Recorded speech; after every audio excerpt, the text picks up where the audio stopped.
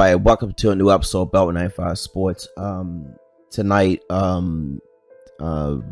Buffalo's Bills safety, Damar Hamlin, was administered CPR during the game.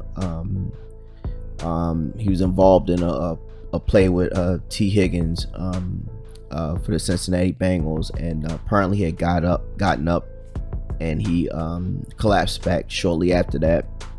And the medical crews attended to him tonight. I was going to do a video on Lamar Jackson, because here in Baltimore and cover the local sports here, and the hate that Lamar gets, and I got a text, and some people saying that he was faking injuries, and just tonight showed the seriousness of players, they're human beings, and the injuries that they suffer. And I'm trying to figure out, I'm like, what the hell do I have to contribute to this? And for 20 years I was a firefighter, EMT, U.S. Marine. I just retired actually a few months ago, and I started this channel for children with special needs, especially autism, and that's my only motivation of doing this. I retired from Prince George's County. We are the medics for the Washington Commanders, and I've worked several games. Normally you come to the stadium and you get assigned a certain player. You assign your duties for that day, for that game. You get there 2 hours before the game, whether it was a 1 o'clock kickoff or not. And if you ever watch those games, you'll see most of those EMTs, medics, they're firefighters. Whether they're working overtime, I know here in the Washington Commanders, they hire out the Prince George's County Fire Department, where they're medics and EMTs for the game, and to be around players when they get injured, and you see the significance of it.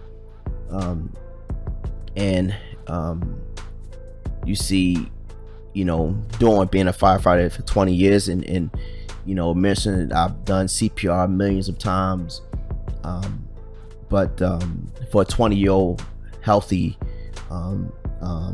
athlete, you don't really see that often.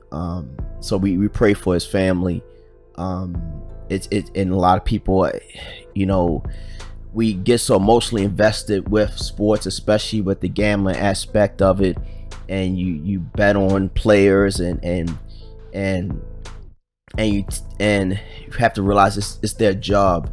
Just like if you go to work, and for me, firefight for 20 years, and or 9/11, and to experience different situations, and seeing different people at their worst, seeing death, providing CPR for people and wasn't able to bring them back, seeing families, and we have to understand these players, no matter what sport it is, they're human beings. This is their livelihood, regardless how much money they make.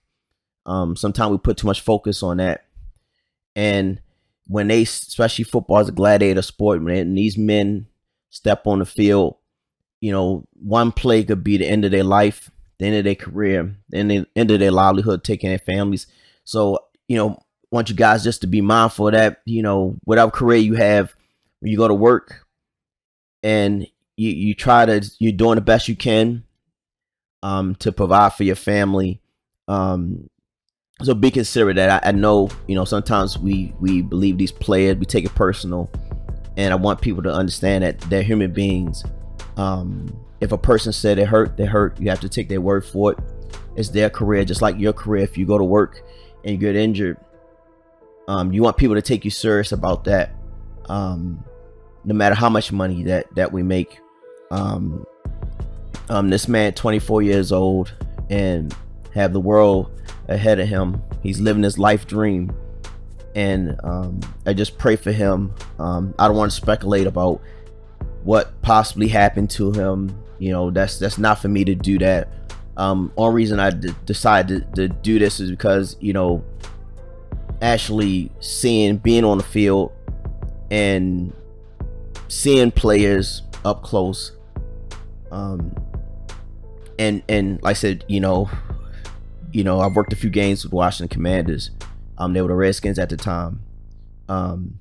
And whether you were assigned inside the stadium or you were assigned outside the stadium, or assigned to work the stands with fans if anybody got injured or hurt, we have to understand something, that life is so precious, whether they're athletes or not. We gotta, it's just entertainment. It's just a form of entertainment. They provide entertainment to us. And when the NFL decided finally to postpone the game, I believe it had been 45 minutes after he was transported to the CU, I guess, to the ER in Cincinnati, a level 1 trauma center. I know for the Baltimore Ravens down at stadium, University of Maryland would be the closest transport facility. Then you have Johns Hopkins and University of Maryland within a few miles actually of the stadium. University of Maryland is about 4 blocks or so from the stadium.